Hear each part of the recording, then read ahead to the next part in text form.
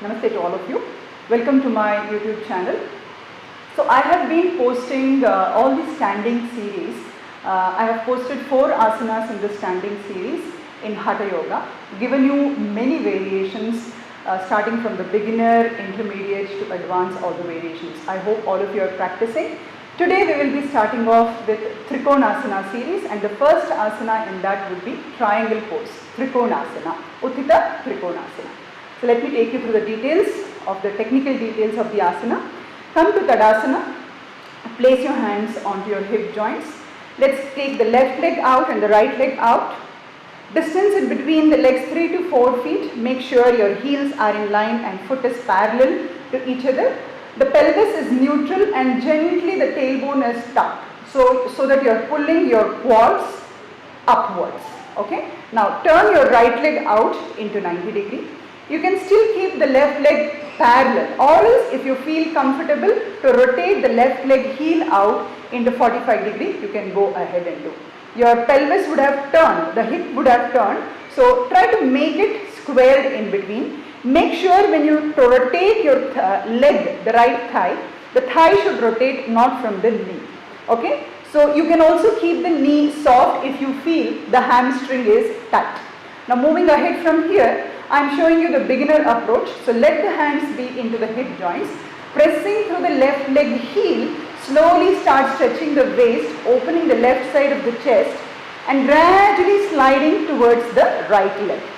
Once you feel you have maximum stretch and you are also maintaining equal weight onto both the legs, gently pulling the belly inside, stretch your right hand open down and then left hand open up. So this is a beginner stretch.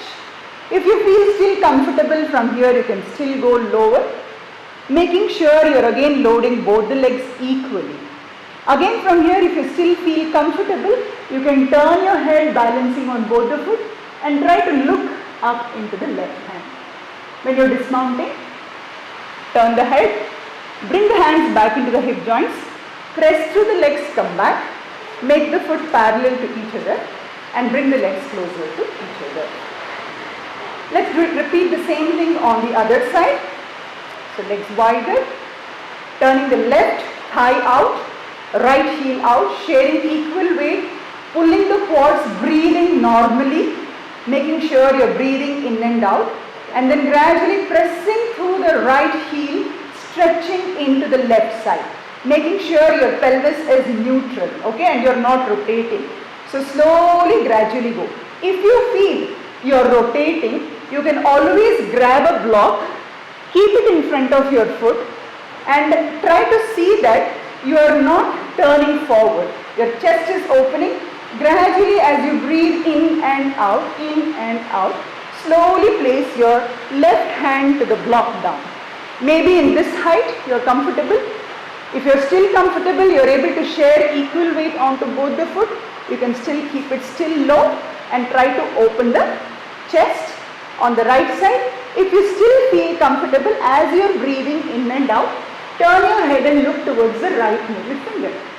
Make sure you are always putting the weight on the back leg. Hold this position for about 5 breaths, sharing weight onto the foot. And gradually as you practice into the final posture, maybe after 2 to 3 weeks, you can always release the block, keep it aside and drop your hand just in front of the foot.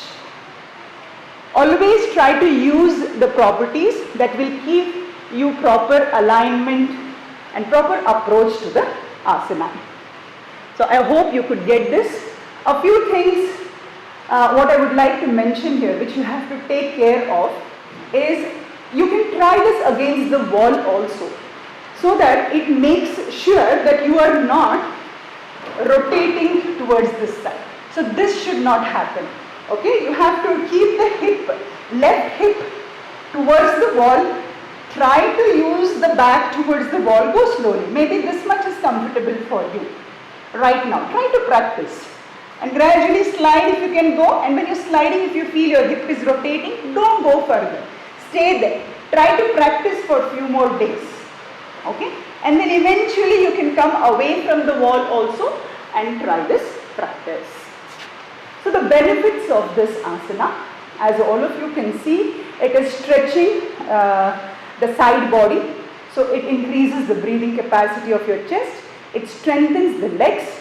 It is a very good practice for this pains which we get usually in our regular cycle times for the ladies. And otherwise, as such, no limitations. But yes, of course, people with knee problems should take it carefully with a proper guidance.